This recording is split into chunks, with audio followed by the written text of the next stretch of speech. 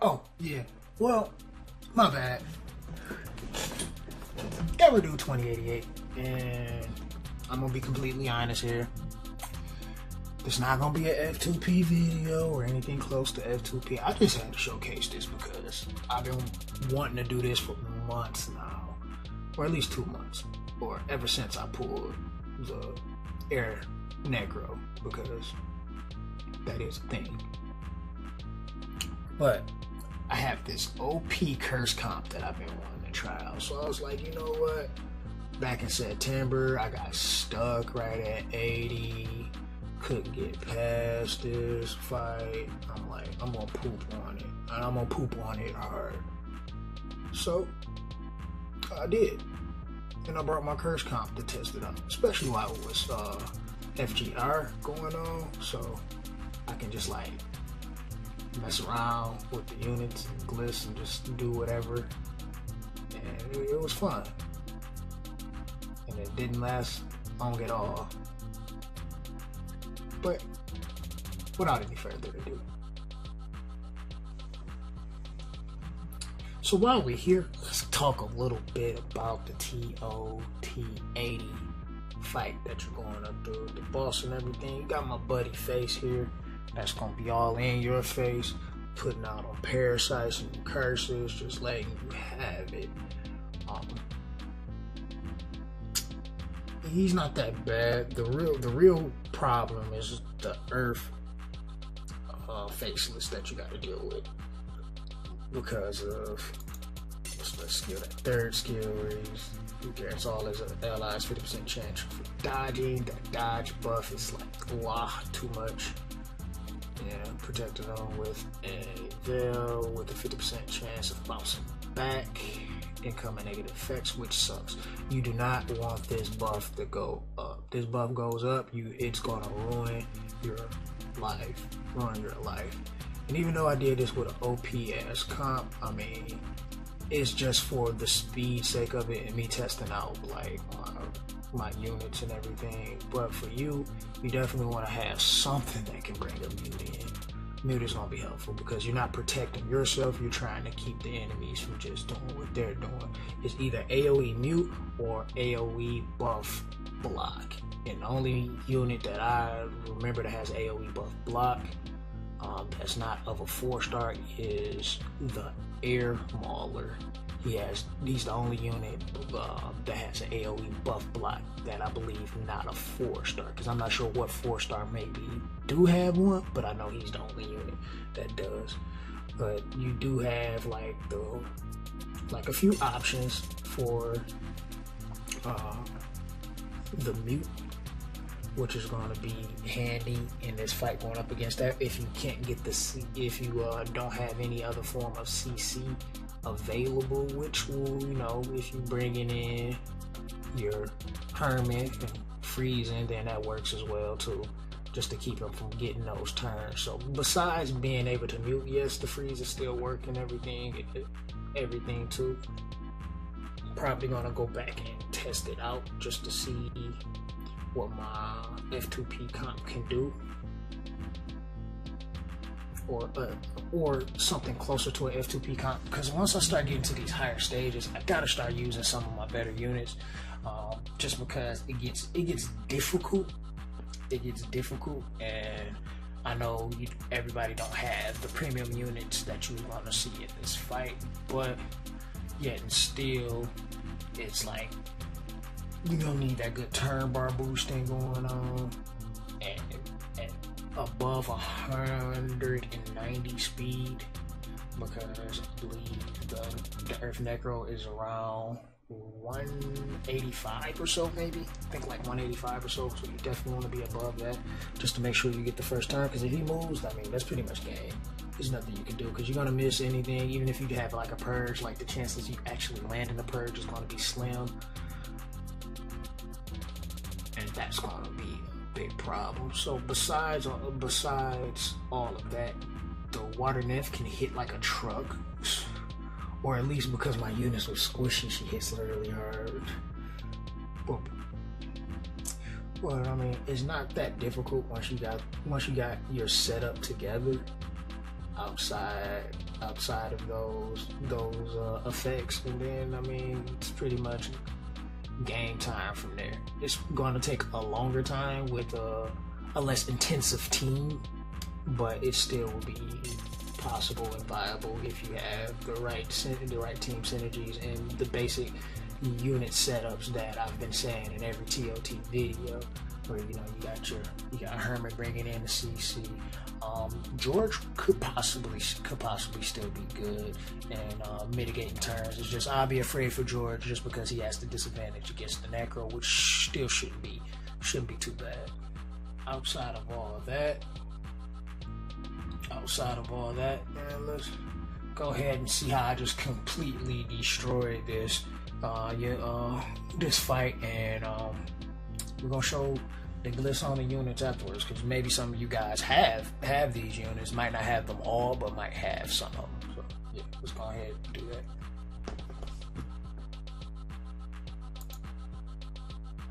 Boss time.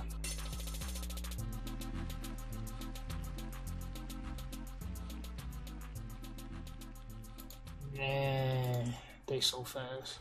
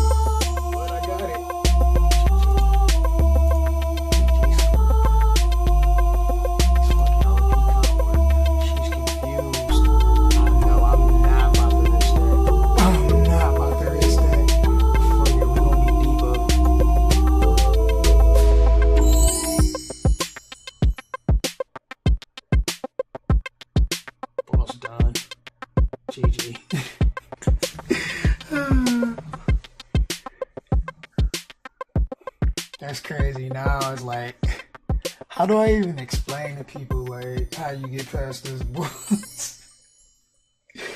Have 190 speed, that's for sure. 190 speed.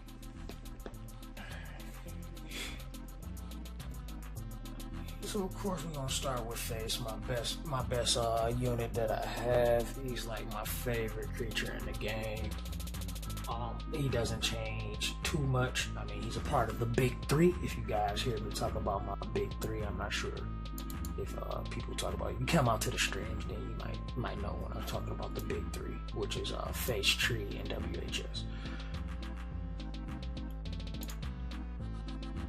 So he doesn't got much speed, HP, def, and accuracy. He evos into accuracy, so it's easy to get a lot of accuracy on him, so you don't necessarily need a precision set. You just need good subs on the glitch, and just some good things going on to get him where he needs to be. I build him really fast and tanky as much as possible. That's why he has the defense set on. I probably won't opt to change out of having a defense set, so as my defense glyphs improve, his stats will improve, and then the hand-me-downs from there. Because he's priority for those glyphs. Let's look at our Fire Necro. Still a little upset about that big nerf he got. I mean, he still has some viability, some usefulness. It's just not as good. And you see, he's built really squish. I mean, he has a really high base defense, so it's not hard to get like good defense on him. And I mean, like the biggest thing is getting that crit at 100%. Accuracy could definitely be better. Like if we get the accuracy at 100%, that would be a thing too. And then one of these glyphs is actually off of George, just because I didn't have a second accuracy glyph, because you want him to be the most effective. You want to run him double crit, double accuracy, and then speed to get the most effectiveness out of his kit.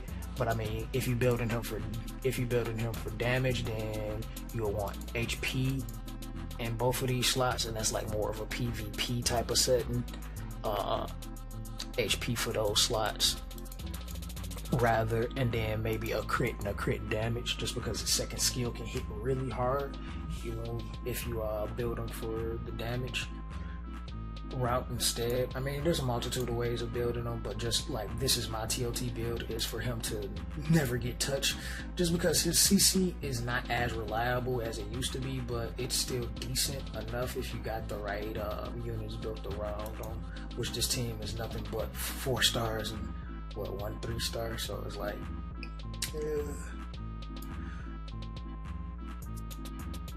and we go to easy, which everything is easy with easy, which I got him at 192. Like I said, like you get above 190, you should be golden for this fight. And typical speed, I guess crit HP death. Really, these don't matter. It's just the best speed subs I had. Like that 7 speed is pretty average for my best speed. Like everything that I got usually is about 3 to 4, and anything above that is random, that it may be a 5 or 6, and like the best ones I have usually sit around 7, and it's rare that I have anything above 7. Like this 112 right here I got, now that's a 7, that one's a 4, this is a 4, that one's a 3, so like it's really hard for me to get the speed, so this is like the best I have, so I just put whatever on. And it kind of helps me out though, him having a little extra crit, giving him a little more damage. And surprisingly, he's a little tanky, but he has, cause mostly he has some pretty good base stats to be as tanky as he is. And that's that. I mean, the main thing is for him just to boost everybody, and we against WHS, didn't we? Because she's a part of this team.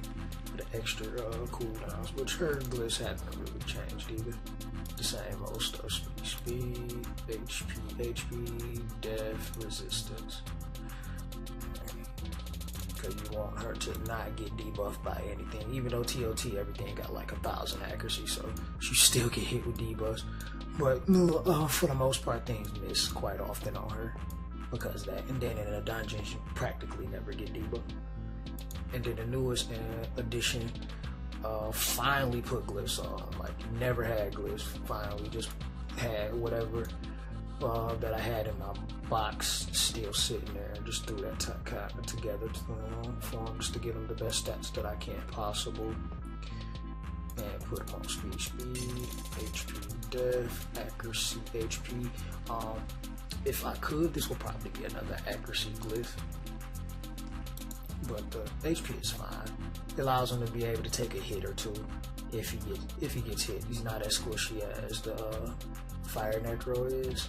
But for him personally, I haven't got a chance to get around to doing them because I was working on like raid teams and everything.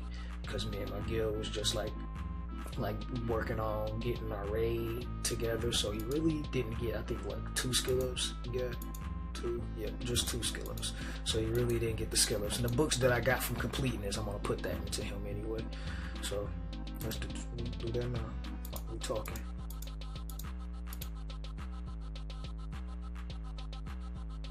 Should be putting this into something else, but we're gonna put it into him. Why? Because I want to.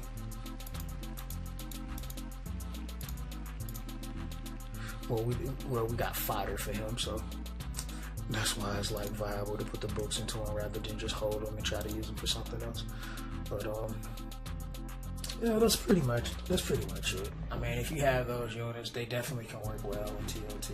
I mean, you don't necessarily have to be like how the heck can I build a comp like that when I don't have all of those units? Yeah, I'm sure it's probably not going to be able to do it. But I did want to just kind of show off the curse comp that I kind of been thinking about for a while, because I thought it was kind of fun just to do things. You know, most of the time I'm giving you guys all this F2P content, and TOT is like my favorite place in this game if you don't already know. So I definitely like to have fun and just try different things just to see how those things work. If you're not following, make sure you hit that subscribe button and turn those post notifications on so you can be the first to see my content.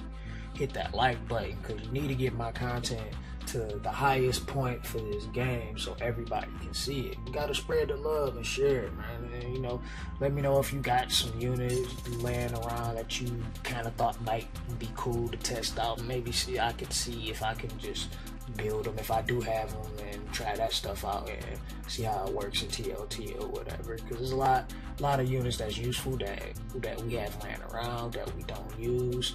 And it doesn't mean that you necessarily have to build them, but it's fun just to try new things out and all that cool stuff. Yeah. And make sure you guys join my YouTube group. The link to that will be in the description box below. So you can get a little bit of the updates of what's going on directly from YouTube. Because I know everybody don't use all of the other social media, so you can get it directly from YouTube once you join the group, everything in there, and then we can share posts and all that cool stuff too. Yeah, this is the Gamer Dude signing out. See you in the next one. Deuces.